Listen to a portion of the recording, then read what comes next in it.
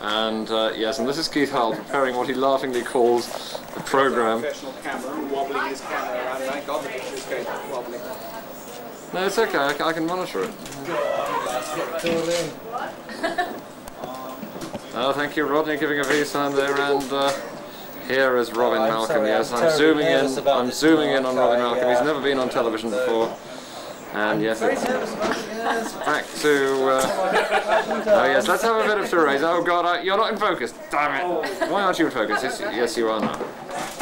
Are you? Who's that? Alan King's. Are you thinking of getting something like it? I'm thinking of getting one of these. Yeah. What do you use yours for? And here we go, yes, Therese is now in full frame, and if I can just, yes, kneel down on the floor here. So I Samantha Fox, look. Zoom in, yes. Yours does that, haven't it? I'm zooming, oh God, what a nice smooth zoom we got here. No, of course, you see, when I go on camera, an immediate false and artificial smile comes on, and well, there's a tonic for the troops. So what exactly is it, Alan, that makes you possibly the best radio newsreader in London at this present time? I think, really, Mark, in a word, I would say talent. Talent. And a lot of experience, and boys. And a very, boys. Small boys. Small, no, very large ones, preferably. Now let me try to zoom out here. Yes, of course. You won't pick my voice up very well from this distance. It's kind of on way. Keep on talking. You can click off. Aha! Oh no, yes, I'm zooming in here to Steve. Steve, is it true about you and the vole? no, it's far too close. Oh yes, actually it is. Oh God, I've got you right up front. Oh, right, you're filling the entire screen. Is it on? Yeah, it is. Oh. Right, well this is LBC. Why isn't the tape just going behind around? the road, otherwise we won't be on. Oh, let's have this driver. This could be his star moment. Oh yes, so why don't I try an edit here? Communications Heist we have here. Right, Communications House. And Alan King, one of the country's top news presenters, standing outside Communications House, told me it's not true about the vole. And here we go, yes, some more LBC piss artists. Yes, this time with the sports department walking into the building. They wouldn't comment on the allegations that they are both into small boys. But yes, Andrew Gidley and Richard Coghill. And now it's back to a panoramic view of LBC News Radio, the only all-talk radio station in wherever. And round to Steve Dodd. Now he's a bit of a pervert. Tell me, Steve, how big is it? Hello, eh? Hi. Hi, taped programme coming to you a little late. I thought so. Okay. One thing we must mention is the superb views which you have from here. Well, this of course was a play. We've got more details on the house and the opening times. You can call on 01 348 1286. 01 348 1286. After the ads, after the sport, or I'll do it after the sport, and after that go to ads, because by then it'll be about 45. Yes or no? No, split them up. Do the ads out of sport. E-L-O-W. Hanklau? Hanklau? Hanklau. Hanklau. British Telecom.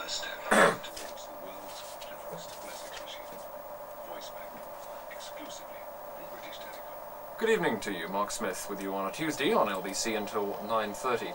In the next couple of hours, Debbie Bonham, the sister of the late Led Zeppelin drummer John Bonham, will be telling me about her first venture into rock. Her brother, it would be, I think, fair to say, died because of the excesses of a rock lifestyle. That doesn't appear to put Debbie off, and she claims she still communicates with John Bonham. I'll be talking to Debbie in a few minutes. Also, how fast food trends in London are changing. John Young, who has just compiled a report on the subject, predicts that we'll soon be abandoning traditional fish and chips altogether and going for Mexican stuff like tacos and enchiladas. John Young will be telling us about his conclusions, and you can register your opinion on the LBC phone vote. I'll be giving the number and the proposition in a couple of minutes. And Barney Burnham, of course, will be here with news of his latest pub crawl. I can't wait.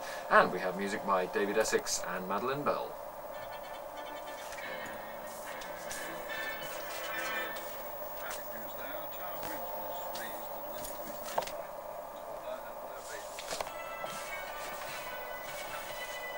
LBC News at 7:35. The Saudi Arabian Prince Mashour bin Saud Abdul Aziz has fled from Britain after being let out of custody on drugs charges. Despite police objections, the prince was released on £150,000 bail.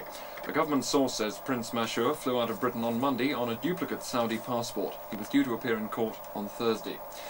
British Nuclear Fuels have been found guilty of failing to take all reasonable steps to protect people from the effects of radiation. The state-owned company, convicted on 2 counts, has been fined £10,000. The judge at Carlisle Crown Court said it wasn't higher because taxpayers will have to foot the bill.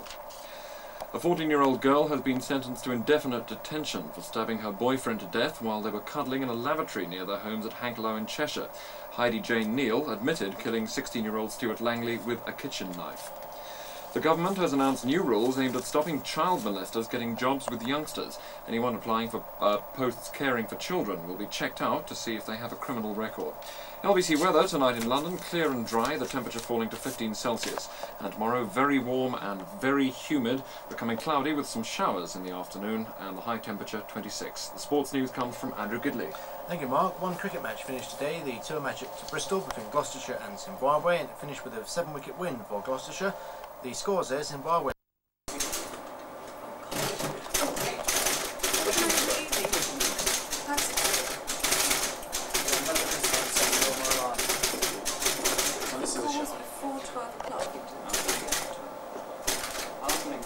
Stop it. Accused of conspiring to supply cocaine has left Britain after being granted £150,000 bail. 31-year-old Prince Mashour bin Saud Abdulaziz was in prison for 10 days, but was given bail at the High Court yesterday despite strong police objections. The prince is a nephew of King Fahad of Saudi Arabia. He's said to have reported to police on Monday, but flew out of Britain on a duplicate Saudi passport the same night. Home Office Minister David Mellor, who's leading the government's crackdown on drugs, is reported to have hit the roof when told of the prince's departure. Prince Mashour is due to appear in court on Thursday and has technically not committed any offence unless he fails to turn up. A man's been arrested in connection with a shooting incident at the The conman Sydney Noble dubbed Dr. Death for the way he drunks and robs his own victims. It's terribly intimidating. Radio News. I was filming that, you know that, and I've also just fallen off my chair. Yeah, I've mentioned many things you've done on the programme, Mark.